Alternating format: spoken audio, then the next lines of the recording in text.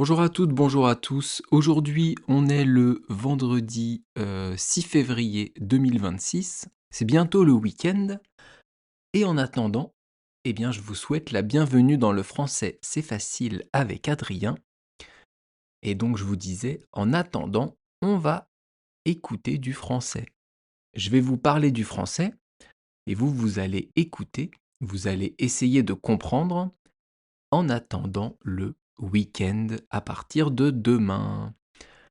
Alors aujourd'hui, je voulais juste, apporter une précision sur les podcasts, que je vous ai faits avant-hier, avant-avant-hier et il y a 4 jours, sur ma méthode pour apprendre une langue. Je vous ai donné beaucoup de conseils, beaucoup d'idées, mais j'ai oublié de vous parler, justement du fait de parler la langue que vous voulez apprendre. Je vous ai beaucoup parlé d'écouter des podcasts, des livres audio, de regarder la télé, des séries, de lire des livres, de lire des BD, etc., etc. Je ne vais pas refaire tous mes conseils. Si ça vous intéresse, écoutez les podcasts précédents. Mais je ne vous ai pas parlé du fait de parler avec quelqu'un. Alors, quand on habite dans le pays dont on veut apprendre la langue, il n'y a pas de problème. Tout le monde parle cette langue, pardon. Si vous habitez en France, que vous travaillez en France et que vous êtes étranger, ça va être facile d'apprendre le français. Ça va être un peu long, mais ça va se faire au fur et à mesure parce que vous pouvez parler avec des Français toute la journée. Mais quand on n'habite pas dans le pays, c'est plus compliqué. Alors, encore une fois, je vais vous parler de mon expérience personnelle. Comment je fais pour parler japonais? La première chose que je fais, c'est que je vais souvent sur HelloTalk.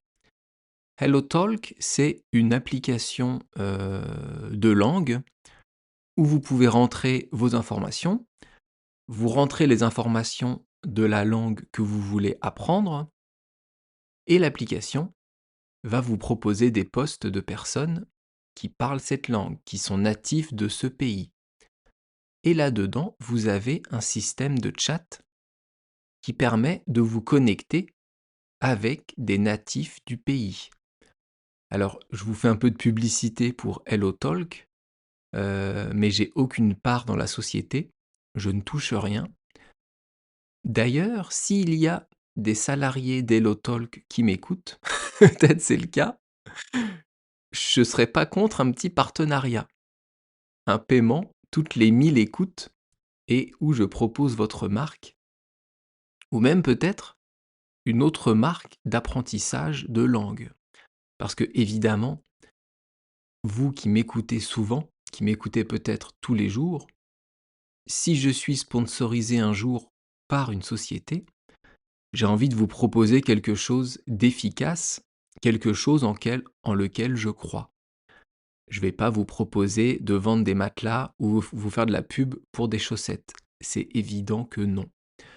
Enfin bref, HelloTalk, donc c'est une bonne application pour pouvoir parler avec des personnes dont le français est la langue maternelle. Il y a plein d'autres applications qui existent pour ça, j'en suis sûr. Moi, j'utilise HelloTalk, c'est gratuit. Après, vous avez des abonnements payants, mais moi, j'ai gardé le système gratuit et c'est bien suffisant pour parler.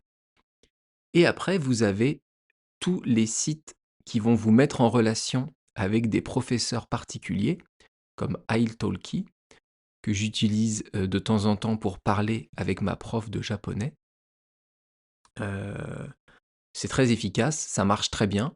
Bon, c'est un peu cher, mais de toute façon, un cours particulier de langue, c'est toujours cher. Mais c'est très efficace, c'est utile, ça fonctionne bien. Donc pour parler, vous avez ces méthodes-là. Et aussi, vous pouvez chercher des groupes de personnes dans le pays où vous habitez qui se réunissent pour parler la langue.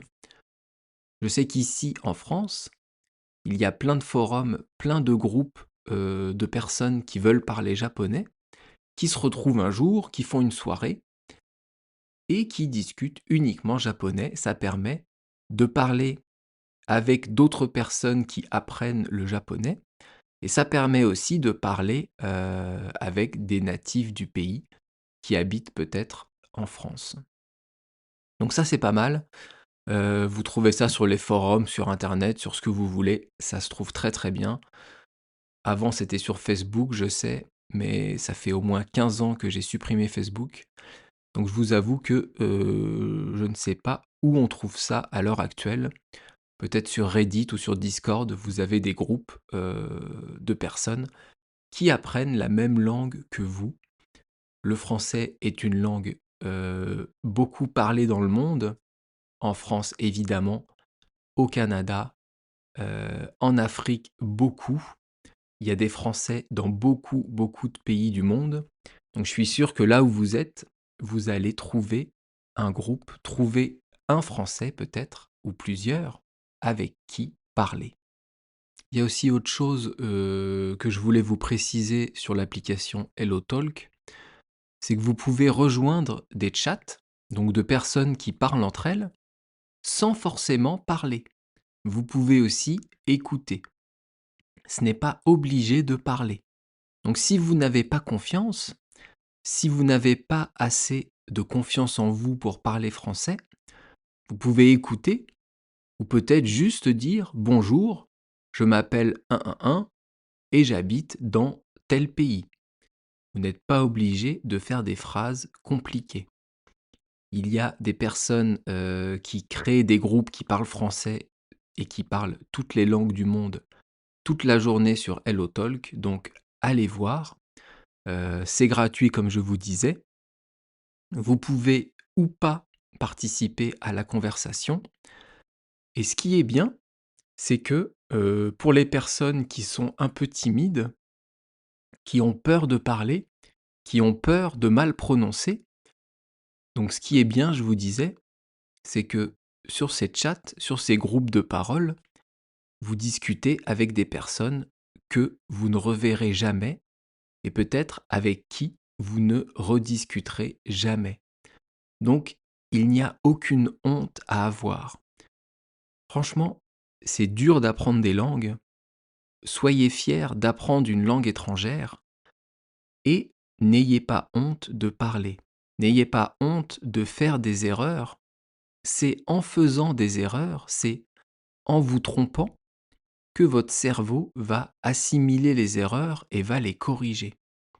Moi, je sais que quand je vais sur HelloTalk et que je veux parler japonais avec des japonais, je leur dis toujours de me corriger, de me reprendre, de me dire quelles sont les erreurs que je fais en japonais.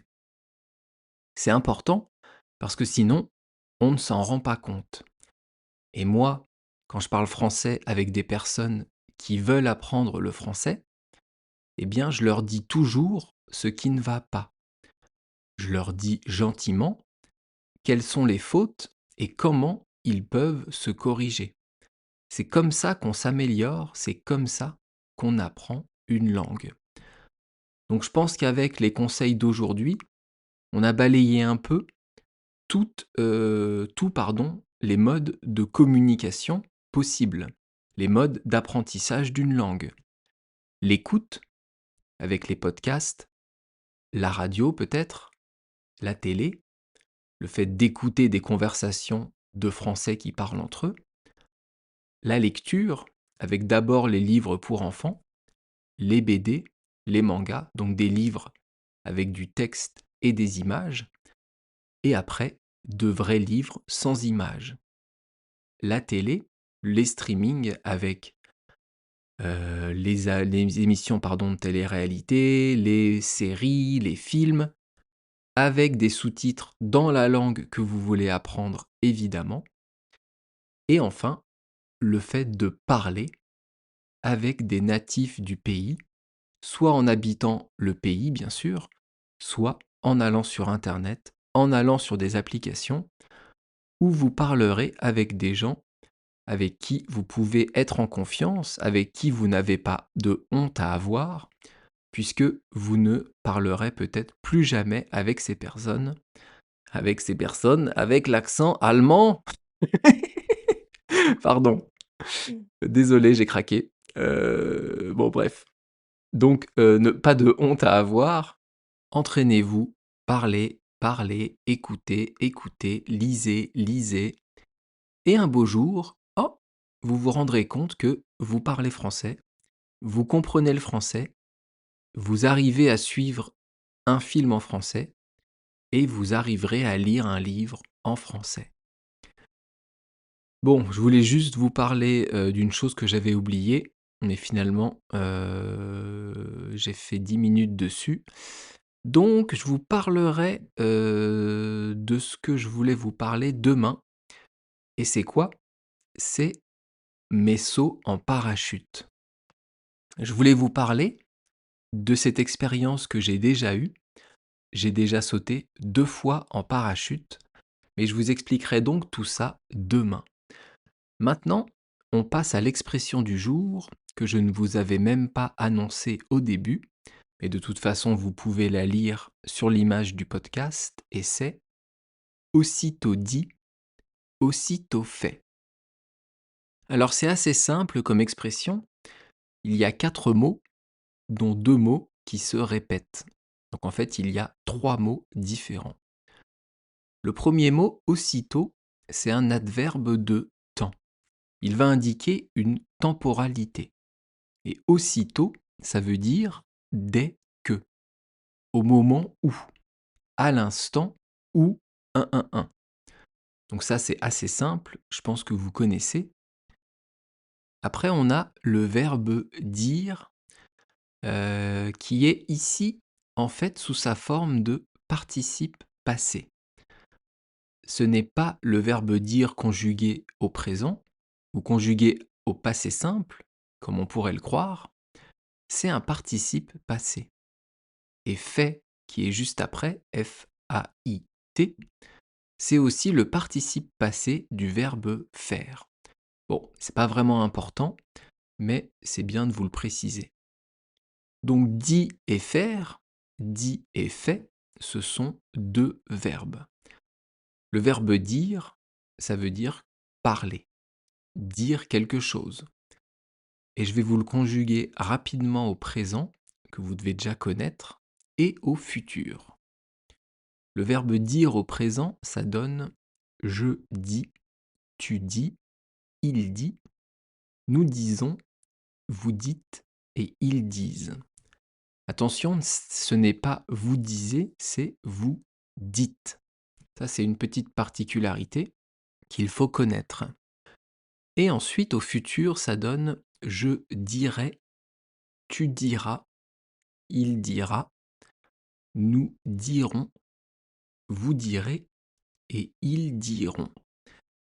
J'en profite pour vous demander, quel est l'auxiliaire du verbe dire? Si on devait conjuguer dire à un temps composé, par exemple au passé composé, on dirait quoi? On dirait j'ai dit ou je suis dit. On dirait j'ai dit. Donc participe passé, auxiliaire de dire, c'est avoir.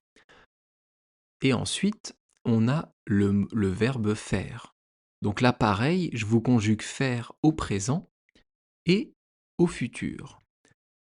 Faire au présent, ça donne je fais, tu fais, il fait, c'est facile, nous faisons, vous faites et ils font. Là encore, ce n'est pas vous faisiez, c'est vous faites, comme vous dites. Petite exception, donc ça change, il faut faire attention. Et au futur, je ferai, tu feras, il fera, nous ferons, vous ferez et ils feront. Dire et faire, ce sont des verbes du deuxième groupe. Et faire également, il se conjugue avec un auxiliaire qui est avoir. On dit j'ai fait. Donc vous voyez, c'est intéressant cette expression parce que les 2 verbes de l'expression sont du deuxième groupe Les 2 verbes ont une particularité avec le vous dites et vous faites, et les 2 verbes ont avoir comme auxiliaire dans les temps composés.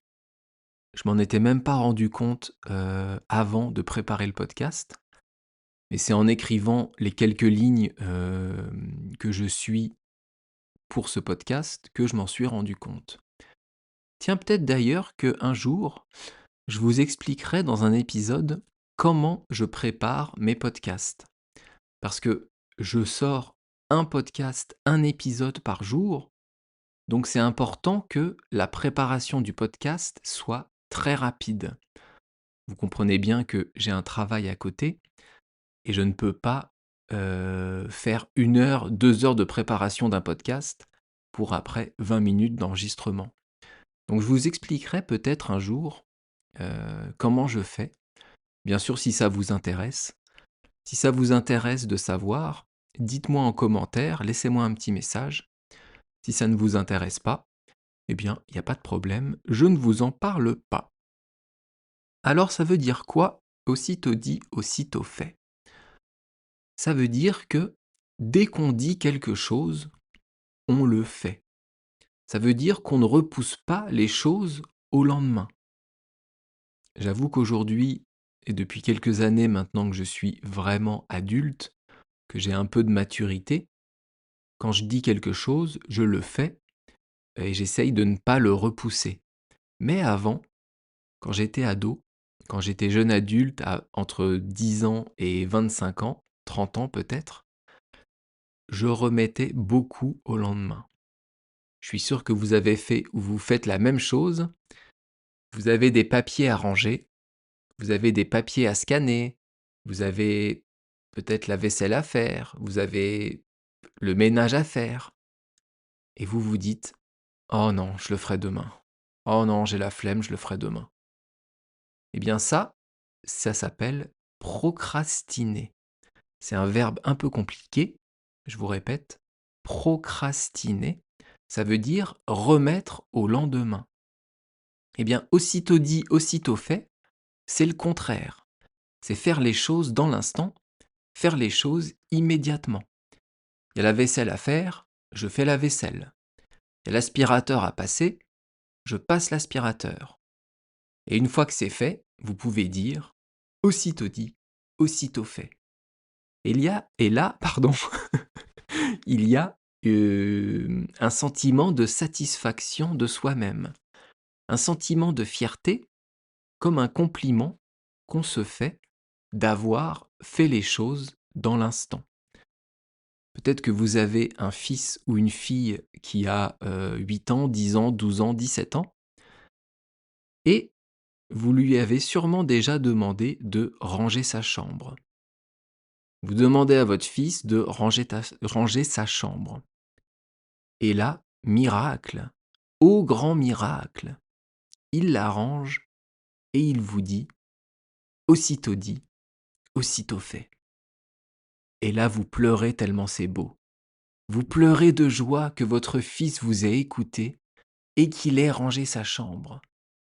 Et là, vous vous réveillez parce que c'était un rêve. Parce que les enfants qui font ce que les parents disent, ça n'existe pas. Enfin bref, donc aussitôt dit, aussitôt fait, c'est faire les choses dans l'instant, c'est, faire les choses en temps et en heure, on dit aussi. Faire les choses immédiatement, ne pas repousser à demain, comme la fille sur le podcast, la fille sur l'image qui est en train de livrer un colis. Peut-être qu'elle devait livrer ce colis très rapidement, elle va le faire et après elle va dire: «Aussitôt dit, aussitôt fait». Le colis devait être livré et je l'ai fait. En anglais, on dit straight away. Alors, qu'est-ce qu'il me reste à vous dire? Demain, nouvelle expression qui est être de bon poil. Et comme d'habitude, sur ma chaîne YouTube, vous pouvez retrouver Le Petit Prince en livre audio et en vidéo, donc à lire et à écouter. Et demain sortira sur ma chaîne YouTube une nouvelle vidéo sur les bandes dessinées. Donc je vous invite à la regarder, à me laisser un petit commentaire Comme d'habitude, laissez-moi un petit message sur YouTube si vous le voulez et une bonne note dans vos applications de podcast. Apple Podcast, Spotify, c'est ça qui permet, de remonter dans l'algorithme et d'être de plus en plus écouté, ce qui est le cas pour mon podcast. Donc vraiment merci beaucoup à vous tous qui m'écoutez. Merci beaucoup, d'apprécier ce que je fais et je vous dis donc à demain. Bye bye, hasta luego. Matane.